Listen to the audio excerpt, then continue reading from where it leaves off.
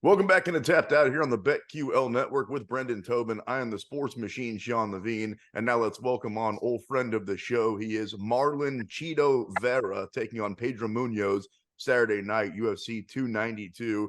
The fight's in Boston, man.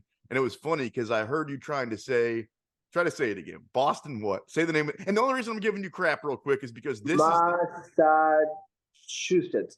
See? that was pretty good. It took me a couple reps, but yeah. Don't feel bad, dude. That's the word that knocked me out in the 6th grade spelling bee. Yeah. That wasn't even close. Like, it doesn't make any sense. Let me try it again. I think it's Massachutts.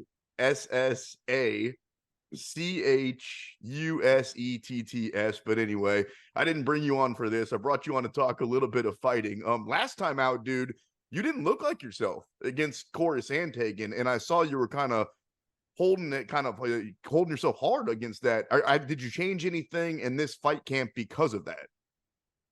I mean, there's no many two things you can really change. I mean, everybody have a day off in the office, and the only problem with fighting is like you fight every 3 or 4 months, so it's hard to vindicate yourself right away, right? Because in basketball or soccer, you have a bad game, it's a game.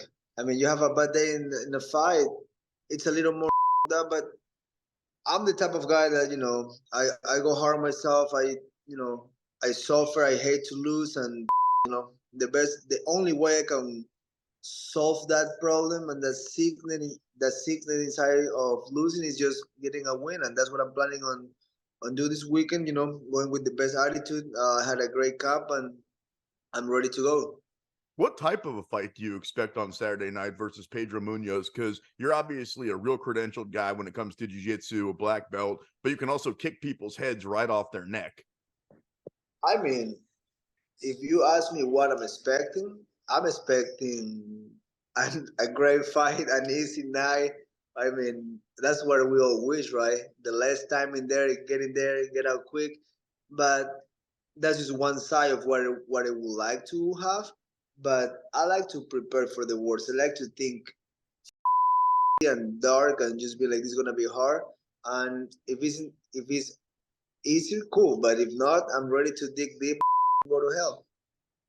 Obviously, you've got your history with Sean O'Malley. Before we get into all that stuff, do you like being attached to him? You beat him, so that's obviously you got a leg up. But do you like every single time that somebody like me brings you on, we end up talking about him too?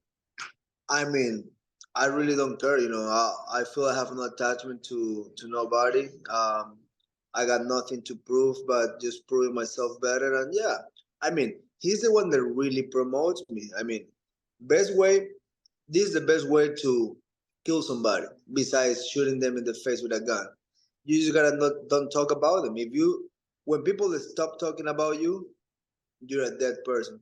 You know what I'm saying? Like, for example, if you think about UFC 1, if no one talks about how he's crazy, I'm not talking down on him, but it's over, right? Like it's gone, right? Like Yeah. people talk about PHP, Anderson Silva, people talk about Don Fry, he goes crazy online with the macho man. I love Yeah. that.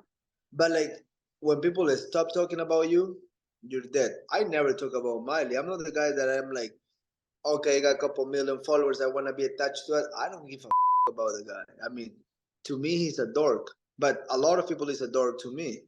Uh, you know, and when people ask me, I'm cool answering. I'm like, it doesn't bother me. I did my job by stopping him. He can claim whatever happened on his leg, but I still elbow him in the face. I mean, that got nothing to do with a hurt leg or a damage or my toe being so powerful. So I'm just cool with it. He's the one promoting me all the time. He talks about me more than I ever talk about him. So let me throw this out there while we're having this conversation, because he said that if you win, he wants to fight you in December. And obviously that's a big money fight. So you'd be crazy not to take it. What about this though? What about this? What if he was to lose? What if you win and then they give you a choice? They come to you and they say, hey, Chito, you can either fight for the belt or you can fight against Sean O'Malley again. I know we're just having fun here, but then what do you do? I mean, if if that happened, I win, he lose, and they offer me the belt or him, it's a no-brainer. I'm taking for $10 the title fight because that's for my legacy. That's for the future for my family. But if they go like, look, dude, we have this amount of cash, and you can fight him, and it's an amount of cash that I can invest that money and get couple properties and just be rich by Monday. I say, you know what?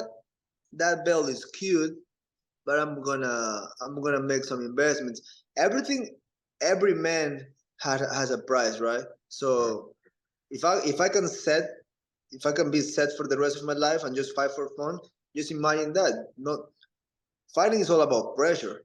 I mean, we all go through this pressure. It's scary, it's hard, but I mean, if your life is set, just and just fighting for fun.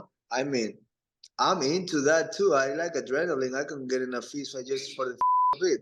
And I mean, everything come down on what the offer is at, but like the really answer will be like, I'm taking the belt because being a what's better than being a world champion in the history books, being the first Ecuadorian world champion, bring that belt back home and just let the youth know that you can do it through hard work and everything is possible and you can achieve things. And I mean, that would be the best I can do really in this life, and just putting out there like everybody can do it. Chatting it up with Marlon Chito Vera here, tapped out on the BetQL network. I know that it probably is pretty obvious that you want O'Malley to win this fight because then in theory you could just fight him and for the belt next. But in your heart of hearts, who do you think wins against Aljo on Saturday night? You think Aljo O'Malley ends up winning? I mean, it's just hard to think realistically. O'Malley has the level to do it all. I mean, he's a one punch guy. I mean, and you can compare the guy to McGregor. Like McGregor grapple really good. Like McGregor defend takedowns. I mean, McGregor career wasn't that easy. I mean, Diego Brandao still was a monster. I mean, they were smart fights, yes, but Poirier is still a tough guy, a good guy. But Max, I mean, McConnor did fought some tough guys out there. I mean, Holloway, yeah. The Dennis Siver fight was the only one I was like, nah, fuck, you fought Dennis Siver after you beat all these guys. That was the only guy he fought. But besides that, he did fought great guys. I mean, O'Malley didn't. O'Malley fought debuts against guys that never won fights in the UFC. He fought guys that make a UFC debut, kick his guys, then the guys lose again the next fight. Like he fought 81, and his level of competition was really. And then when he faced a real man like me, he went to sleep. I mean, say what you want, but the facts are there. So it's hard to say like, yeah, Omar is gonna do a one punch KO. He can't do that. I mean, he have that, but realistically, it's gonna be hard to believe that. And if he does, great. I mean, I guess we all win. Dude, you're a historian when it comes to the UFC. Like some of these guys just kind of got here. It feels like this has been your thing for, I don't know, you tell me how long. You're talking about Don Fry, you're talking about this guy fought that guy, and then he fought this guy. Like, I thought that I was an expert. You know everything about this. I mean, I can sit down and debate with. I mean, I feel like I'm the Ecuadorian Joe Rogan. I mean, I'm a commentator for Spanish. My goal is to be a commentator for English because that's where the bread is gonna be made. And I just watch fighting. I'm a fight fan.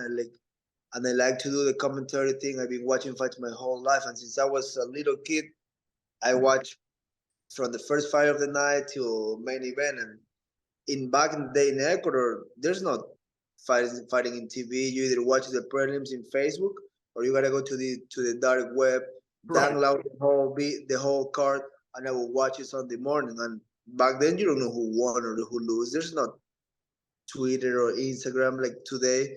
So like I would watch live most UFC events through that. Like I remember downloading like Diego Sanchez versus like what's the political man in Brazil?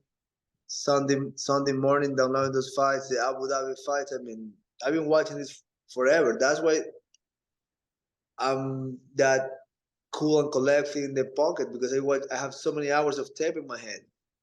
Unbelievable. If I ever get into a UFC trivia thing at a bar, I might call you to be my partner. Chito Vera joining us here on Tapped Out. The only thing that I really want to know at this point, since we've gotten over a lot of stuff, is how bad did that tattoo on your head hurt, dude? Like, I'm looking at you all over the place. You're all linked up. You got some cool shit. That tattoo on your head, that big ass panther, that's crazy, dude. I in the moment I was regretting every second. The pain was it's just I don't even want to do that. I was supposed to do the top of my head and I canceled the appointment like an hour before. I was like, dude. And then Barry Craig is my homie. He get mad and I was like, bro, I'm sorry. Like I put some excuses, but I was just thinking on the pain. I was like, do it. And I'm not the guy that I don't like to use the pain cream, the cream for pain. Yeah. I don't use that. Yeah, I don't know. I just don't like it. And dude, yeah, it's probably one of the worst experiences I ever had. It looks cool as but Bro, how you gonna grow out your hair then? How you gonna get that tattoo and then grow out your hair? I gotta shave my head sometime. But I haven't shaved my head since Look April. at that. Look at that. Yeah, my hair grows quick. I'm a healthy guy. Can I borrow some of that, dog? Yeah, you Just need some just there. just a little But bit, dude. I'm. If one day I go bald, I can shave also. Like I like how I look shaved, so I can shave every week. Oh man, always have fun chatting up with you, my guy. Chito Vera joining us here on Tapped Out, fighting Pedro Munhoz, UFC 292 on Saturday night. Good luck, my guy. We're rooting for you. Bro, appreciate you.